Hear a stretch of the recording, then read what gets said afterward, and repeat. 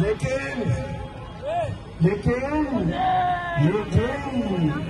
शक्लें देखी है जो सदरे पाकिस्तान बन गया। सुभान अल्लाह।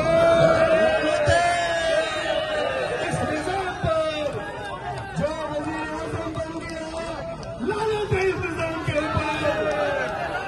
और ये जो हमारी सीटें चोरी करने वाले, 5 सीटें 6 सीटें पीपल्स पार्टी और 15-17 सीटें एमटीएम, और उसके बाद 38 एमपीए की सीटें ये छीनने वाले जब बैठते हैं इस समय में ऐसे जाते हैं जैसे कोई चोर जा रहा हो, चोरों की तरह जाते हैं।